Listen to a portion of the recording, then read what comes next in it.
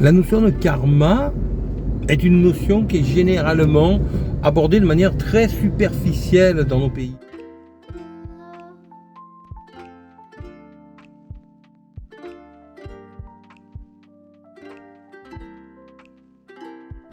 Alors on comprend généralement sous la notion de karma le fait de contracter des dettes au fur et à mesure de nos différentes incarnations, lorsque l'on croit à cela, bien sûr.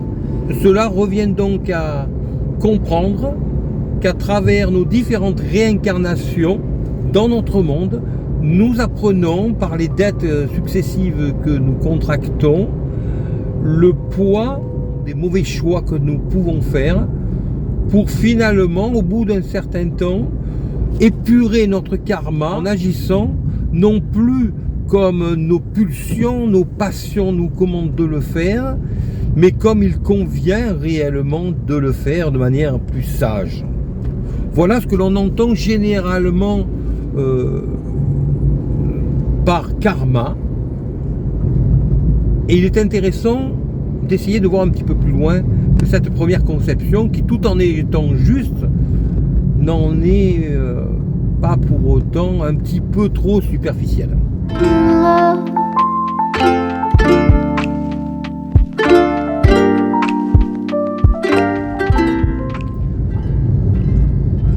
Alors la notion de karma, comme je l'ai énoncé en préambule, est juste, bien entendu.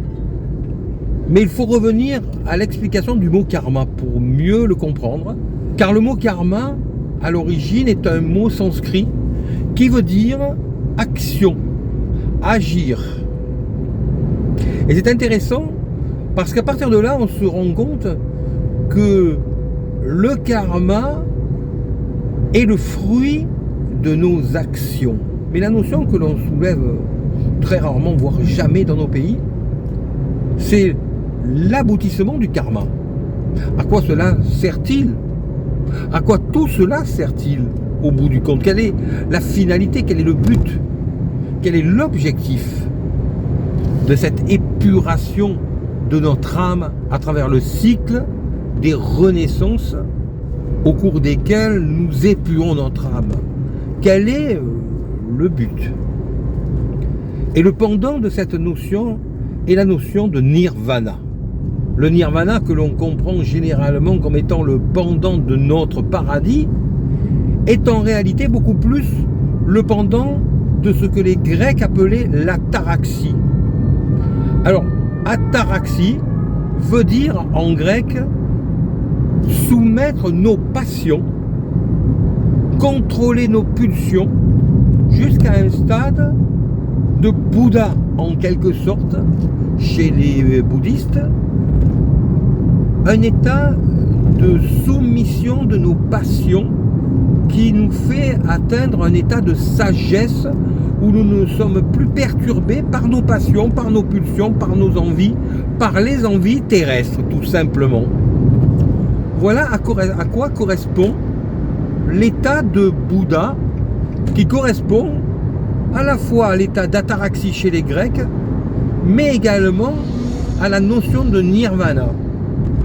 Et cela est confirmé quand on regarde la signification du mot nirvana, qui est également un mot d'origine sanskrite, qui veut dire éteindre, s'éteindre, c'est-à-dire éteindre nos passions, soumettre nos passions, nos pulsions, et donc atteindre cet état d'ataraxie qui correspond également en parallèle, malgré tout, à ce fameux paradis terrestre. Et la notion de paradis terrestre est très intéressante, parce que paradis oui, mais pourquoi terrestre? C'est là que l'on revient à cette notion d'ataraxie d'un côté, à cet état de Bouddha d'un autre, et à cet état de nirvana.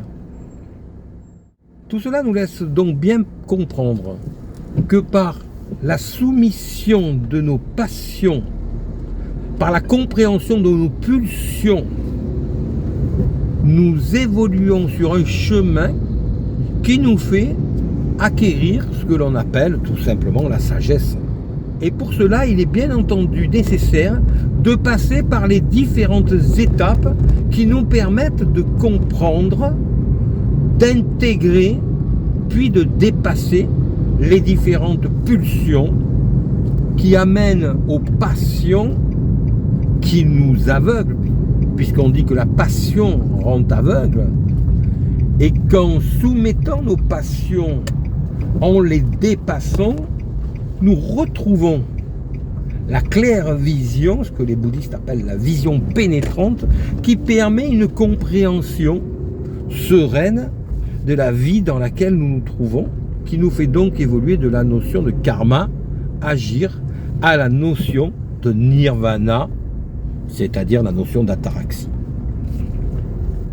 J'espère qu'en ayant approfondi ces notions, cela permettra aux personnes qui s'y intéressent de mieux comprendre les arrière-plans de cette notion de karma dont on parle un petit peu à tort et à travers sans pouvoir faire autrement, bien entendu, car dans notre monde occidental, il n'y a pas beaucoup plus de possibilités de comprendre les choses, et ce n'est qu'en approchant les enseignements hindouistes d'un côté, bouddhistes d'un autre, de l'Antiquité également, que l'on arrive par une synthèse à bien comprendre cette notion qui au bout du compte est très intéressante puisqu'elle nous concerne tous.